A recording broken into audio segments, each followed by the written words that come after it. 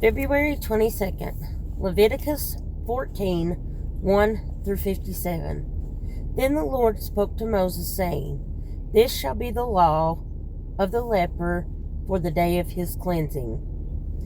He shall be brought to the priest, and the priest shall go out of the camp, and the priest shall examine him. And indeed, if the leprosy is healed in the leper, then the priest shall command to take for him who is to be cleansed 2 living and 2 clean birds, cedar wood, scarlet, and hyssop. And the priest shall command that one of the birds be killed in an earthen vessel over running water. As for the living bird, he shall take it, the cedar wood, and the scarlet, and the hyssop, and dip them and the living bird in the blood of the bird that was killed over the running water, and he shall sprinkle it 7 times on him who is cleansed from the leprosy, and shall pronounce him clean, and shall let the living bird loose in the open field. He who is to be cleansed shall wash his clothes, shall shave off all his hair, and wash himself in the water, that he may be clean. After that he shall come into the camp, and shall stay outside his tent 7 days. But on the 7th day he shall shave off all his hair on his head, and his beard, and his eyebrows. All his hair he shall shave off. He shall wash his clothes, and wash his body in water, and he shall be clean. And on the 8th day he shall take 2 male lambs without blemish, 1 ewe lamb of the first year without blemish, 3/10 of an ephah of fine flour mixed with oil as a grain offering, and 1 log of oil. Then the priest who makes him clean shall present the man who is to be made clean and those things before the Lord at the door of the tabernacle of meeting. And the priest shall take 1 male lamb and offer it as a trespass offering, and the log of oil, and wave them as a wave offering before the Lord. Then he shall kill the lamb in the place where he kills the sin offering and burnt offering in a holy place, for as the sin offering is the priest's, so is the trespass offering. It is most holy. The priest shall take some of the blood of the trespass offering, and the priest shall put it on the tip of the right ear of him who is to be cleansed, on the thumb of his right hand, and on the big toe of the right foot. And the priest shall take some of the log of oil and pour it in the palm of his own left hand. Then the priest shall dip his right finger in the oil that is in his left hand, and shall sprinkle some of the oil with his finger 7 times before the Lord. And of the rest of the oil in his hand, the priest shall put some of the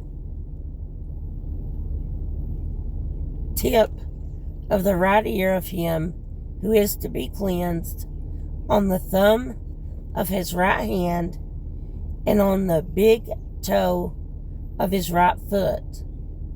on the blood of the trespass offering. The rest of the oil that is in the priest's hand shall be put on the head of him who is to be cleansed. So the priest shall make atonement for him before the Lord. The priest shall offer the sin offering and make atonement for him who is to be cleansed from the uncleanness. Afterward he shall kill the burnt offering, and the priest shall offer the burnt offering and the grain offering on the altar. So the priest shall make atonement for him, and he shall be clean. But if he is poor and cannot afford it, then he shall take one male lamb as a trespass offering to be waved, to make atonement for him, 1/10 of an ephah of fine flour mixed with oil as a grain offering, a log of oil, and 2 turtle doves or 2 young pigeons, such as he is able to afford. One shall be a sin offering, and the other a burnt offering. He shall bring them to the priest on the 8th day for his cleansing to the door of the tabernacle of meeting before the Lord. And the priest shall take the lamb of the trespass offering and the log of oil, and the priest shall wave them as a wave offering before the Lord. Then he shall kill the lamb of the trespass offering, and the priest shall take some of the blood of the trespass offering and put it on the tip of the right ear of him who is to be cleansed, on the thumb of the right hand, and on the big toe of the right foot. And the priest shall pour some of the oil into the palm of his own left hand. Then the priest shall sprinkle with his right finger some of the oil that is in his left hand 7 times before the Lord. And the priest shall put some of the oil that is in his hand on the tip of the right ear of him who is to be cleansed, on the thumb of the right hand, and on the big toe of his right foot, on the place of the blood of the trespass offering. The rest of the oil that is in the priest's hand he shall put on the head of him who is to be cleansed, to make atonement for him before the Lord. And he shall offer one of the turtle doves or young pigeons, such as he can afford, such as he is able to afford, the one as a sin offering, and the other as a burnt offering, with the grain offering. So the priest shall make atonement for him who is to be cleansed before the Lord. This is the law for one who has a leprous sore, who cannot afford the usual cleansing. And the Lord spoke to Moses and Aaron, saying, When you have come into the land of Canaan, which I gave you as a possession, and I put the leprous plague in a house in the land of your possession, and he who owns the house comes and tells the priest, saying, It seems to me that there is some plague in the house. Then the priest shall command that they empty the house before the priest goes in to examine the plague, that all that is in the house may not be made unclean. And afterward the priest shall go in to examine the house, and he shall examine the plague, and indeed if the plague is on the walls of the house, with the ingrained streaks, greenish or reddish, which appear to be deep in the wall, then the priest shall go out of the house to the door of the house and shut up the house 7 days. And the priest shall come again on the 7th day and look. And indeed, if the plague has spread on the walls of the house, then the priest shall command that they take away the stones in which is the plague, and they shall cast them into an unclean place outside the city. And he shall cause the house to be scraped inside all around, and the dust that they scrape off they shall pour out in an unclean place outside the city. Then they shall take other stones and put them in the place of those stones, and he shall take other mortar and plaster the house. Now, if the plague comes back and breaks out in the house after he has taken away the stones, after he has scraped the house, and after it has plastered, then the priest shall come and look. And indeed, if the plague has spread into the house, it is an active leprosy in the house. It is unclean. And he shall break down the house, its stones, its timber, and all the plaster of the house, and he shall carry them outside the city to an unclean place. Moreover, he who goes into the house at all, it is shut up, shall be unclean until evening. And he who lies down in the house shall wash his clothes, and he who eats in the house shall wash his clothes. But if the priest comes in and examines it, and indeed the plague has not spread in the house after the house was plastered, then the priest shall pronounce the house clean, because the plague is healed. And he shall take to cleanse the house 2 birds, cedar wood, scarlet, and hyssop. Then he shall kill one of the birds in an earthen vessel over running water. And he shall take the cedar wood, the hyssop, the scarlet, and the living bird, and dip them in the blood of the slain bird and in the running water, and sprinkle the house 7 times. And he shall cleanse the house with the blood of the bird and the running water, and the living bird with the cedar wood, the hyssop, and the scarlet. Then he shall let the living bird loose outside the city in the open field, and make atonement for the house, and it shall be clean.